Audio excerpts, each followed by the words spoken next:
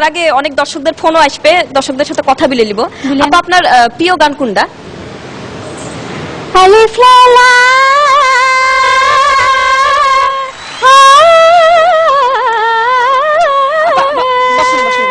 Live programme তো বুঝতে পারছেন না, বলেন।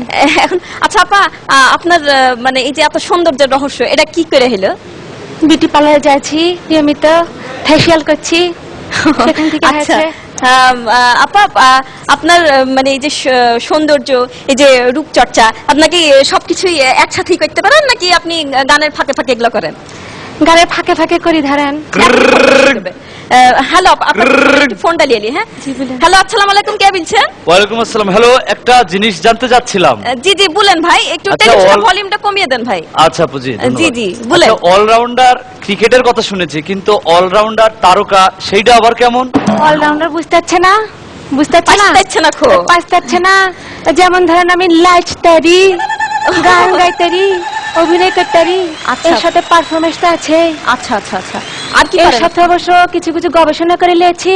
গবেষণা করে নিয়েছেন? যেমন ধরেন আমলে গবেষণা করেছি, ল্যাংরাম, আম্রপালিয়াম, আচ্ছা আচ্ছা, রাজভোগাম, আচ্ছা, আর বিভিন্ন রকম আমলে গবেষণা করেছি। কিন্তু একটা জিনিস তো পাইতেলাম না আপা। কি পাইতেলাম? আমের সাথে আবার গানের কি সম্পর্ক হলো? আছে আছে, ওটা আপনি বুঝতে পারবেন না। এখন কথা হচ্ছে যে আপনি এই একই ধরনের গান কি গাহেন সবসময় নাকি অন্য কোনো? আমি এক এক জায়গায় যে এক এক রকমের গান গাহি। আচ্ছা, একটা ভিন্নধর্মী গান গাহেন বলবো? জি বলেন আপা। সখী ভাবনা কাহারে বলছে, সখী যাতনা কাহারে বলছে, সখী ভাবনা থাক আপা, বুলা বুলি পরে করেন। এই যে ফোন চলে আসলো, বুললে পারবে তোমার বুলবাহিনী বলছে। হ্যাঁ লাগে আমরা কিছু বুলতেও পারি না।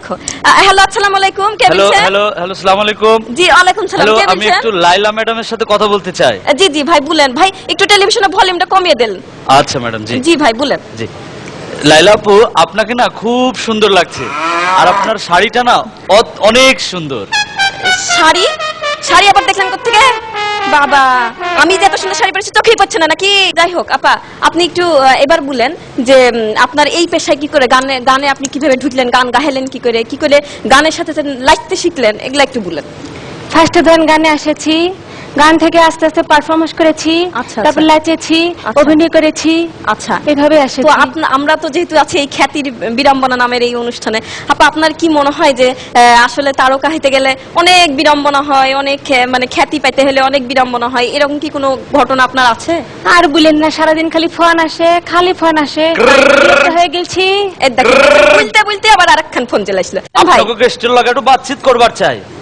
ম্যাডাম, আমি আপনার বাড়ির চিপা বিউটি পার্লার টেলার্সের মাস্টার ভি কইতাছি, চিনছেন নি আমারে? আপনি যে গত 4 মাস ধইরা জামা কাপড় হিলাইছেন, সেইটার তো কোনো টাকাই দেন নাইকা। আপনার গায়ের আপনার পিন্দনের বোরখাটাও তো এটা আমি হিলাইছি। হ্যালো, কে বলছেন ভাই? আপনি কে বলছেন? মামুর বুঠা কি বলছে? আমি তো কিছু বুঝতে পারছি না গো। 700 টাকা পায়। হ্যাঁ, আপনি আমরা চিনতে পারতেছেন না? টেলার্সেও আহেন না, ফোন ভিউ ধরেন না। হ্যালো, কে বলছেন ভাই? আমরা আসলে কিছু বুঝতে পারছি না। এখন আপনারা চিনবেন ভাবছেন না। পরে কথা হবে ভাই। বুঝতে পারছি না। টিভি চ্যানেলের নিচে খাড়ায় রয়েছি, আমার টাকা দেয়া এরপর যাইবে। প্রিয় দর্শক, আমরা আসলে লাইনটা কেটে গেছে, আমরা আসলে বুঝতে পারছি না যে কি বলছে না বলছে।